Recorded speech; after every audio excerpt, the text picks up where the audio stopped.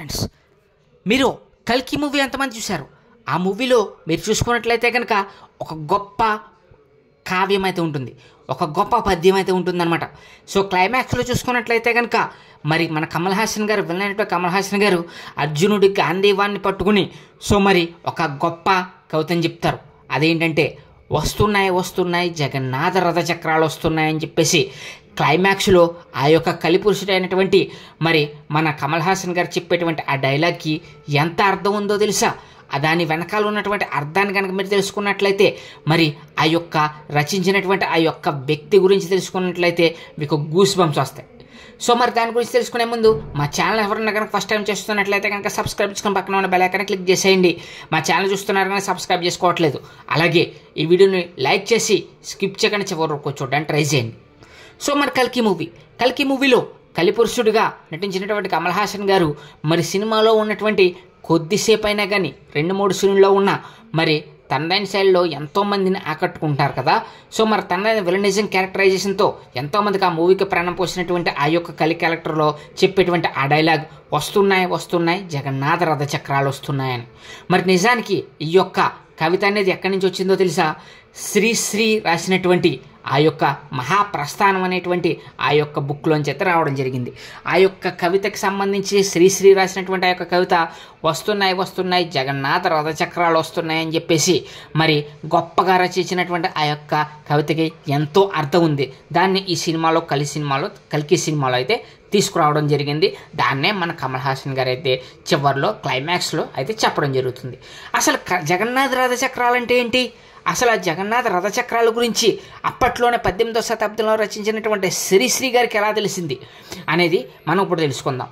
మనం అందరం చూస్తూనే ఉన్నాం పూరి జగన్నాథుడి యొక్క వైభవం అనేది ఇప్పటికీ మనం చూస్తూ ఉన్నాం కదా. పూరిలో జరిగేటువంటి ఆ యొక్క రథయాత్ర అనేది ఎంత అద్భుతంగా జరుగుతుందో. మరి శ్రీ మహావిష్ణువే సాక్షాత్తు పూరిలో వెలిసి మనందరికీ కూడా మరి పూరిలో మరి ఆ యొక్క సాక్షాత్తు జగన్నాథుడి రూపంలో అవతరిస్తారని, అలాగే పూరి జగన్నాథుడి యొక్క రథయాత్ర అనేది ఎంతో గొప్పగా వైభవంగా జరుగుతూ ఉంటుందని మనందరికీ తెలుసు.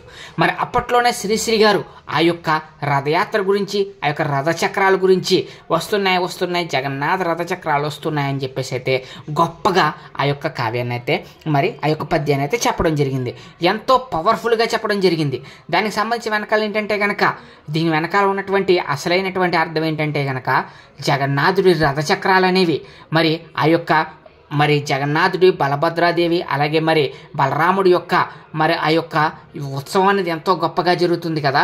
ఆ యొక్క రథం అనేది కనుక మరి ఆ యొక్క రథచక్రాలు అనేవి ఎంతో బలంగా ఎంతో శక్తితో కూడుకున్నటువంటి రథచక్రాలు. ఆ యొక్క రథం అనేది కనుక మొదలైతే కనుక అంటే ఆ యొక్క రథం అనేది స్టార్ట్ అయితే సో అసలు ఆపడం అనేది ఉండదన్నమాట. ఏదైనా పనిని మనం మొదలు పెట్టాలనుకోండి సో మధ్యలో ఆపేస్తాం కదా. కానీ ఈ యొక్క పూరి జగన్నాథుడి యొక్క రథయాత్ర మొదలైందంటే ఆ రథం ముందు కదులుతూనే ఉంటుందంట. ఎప్పటికీ కూడా ఆ యొక్క రథం అనేది నిత్యము కూడా మరి కదులుతూ సో ముందుకైతే వెళ్తుంది.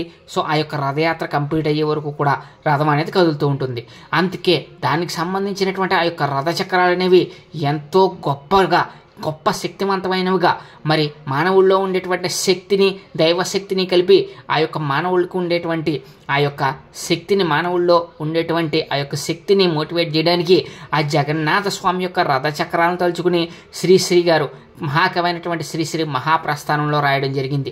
ఆ యొక్క రథచక్రాలకు ఉన్నటువంటి శక్తి ఎంతంటే మొదలు పెడితే ఆపనంత. సో ఆ యొక్క జగన్నాథుని తలుచుకుని శ్రీశ్రీ వస్తున్నాయి జగన్నాథ రథచక్రాలు వస్తున్నాయని చెప్పేసి అయితే చెప్పడం జరిగింది.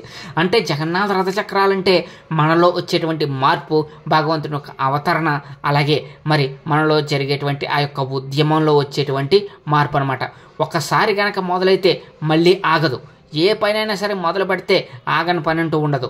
కానీ ఈ యొక్క జగన్నాథ రథచక్రాలు చూసుకుంటే కనుక ఎక్కడ కూడా ఆగకుండా నిరంతరం కూడా ముందుకు కదులుతూనే ఉంటుంది. ఆ యొక్క ఉద్యమం కూడా అలా కదలాలని, జనాల్లో ఒక చైతన్యాన్ని కలిగించాలనే ఉద్దేశంతో మహాకవైనటువంటి శ్రీశ్రీ గారు ఆ యొక్క గొప్ప పద్యాన్ని చెప్పడం జరిగింది.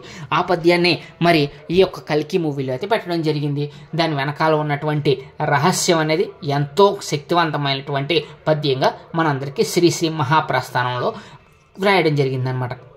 మరి ఈ విధంగా కలిపురుషుడైనటువంటి మరి ఆ యొక్క కమల్ హాసన్ గారు ఈ డైలాగ్ చెప్పడంతో మరి భగవంతుడికి మరి కల్కి రూపంలో అవతరిస్తున్నాడని, ఆ యొక్క రథచక్రాలు వస్తున్నాయంటే భగవంతుని శక్తి వస్తుందని, ఆ శక్తి అనేది ఎప్పటికీ కూడా ఆగదని, మొదలు అయ్యింది అంటే కనుక ఇంకా ఆగకుండా ఉంటుంది, సృష్టి అనేది మారబోతుంది అనే ఉద్దేశంతో ఆయన జగన్నాథ రథచక్రాలు వస్తున్నాయని చెప్పేసి అయితే చెప్పడం జరుగుతుంది. మరి ఆ జగన్నాథ రథచక్రాల్ని ఎవరు ఆపగలిగేటువంటి శక్తి ఎవ్వరికీ లేదు, ఎవ్వరూ కూడా ఆపలేరు. మరి ఈ విధంగా పూరి జగన్నాథ్లో జరిగేటువంటి ఆ యొక్క రథయాత్రని మరి ఎంతో గొప్పగా చెప్పేటువంటి ఈ యొక్క పద్యానికి సో మీలో ఎంతమందికి దీని గురించి తెలుసు? సో మరి ఈ విధంగా కల్కి మూవీలో ఉండేటువంటి ఆ యొక్క పద్యానికి జగన్నాథుడితో ముడిపెట్టి ఎంతో గొప్పగా చెప్పినటువంటి శ్రీశ్రీ మహాప్రస్థానం నుంచి అయితే తీసుకున్నారు. ఇంకా ఈ మూవీలో చాలానే ఉన్నాయి. ఈ మూవీ గురించి మరి చెప్పుకోవాలనుకుంటే కనుక ఈ మూవీలో మహాభారతాన్ని బ్యాక్డ్రాప్గా తీసుకొని చెప్పడం జరుగుతుంది కదా. ఇలాంటి మరిన్ని ఇంకా విశేషాలు ఈ మూవీలో చాలానే ఉన్నాయన్నమాట. మీకు మరిన్ని ఇలాంటి ఇంట్రెస్టింగ్ వీడియోస్ కావాలనుకుంటే కనుక మా ఛానల్ వెంటనే సబ్స్క్రైబ్ చేసుకుని పక్కనే ఉన్న బెల్ ఐకాన్ అయితే క్లిక్ చేసేయండి. Thank you friends, thank you so much.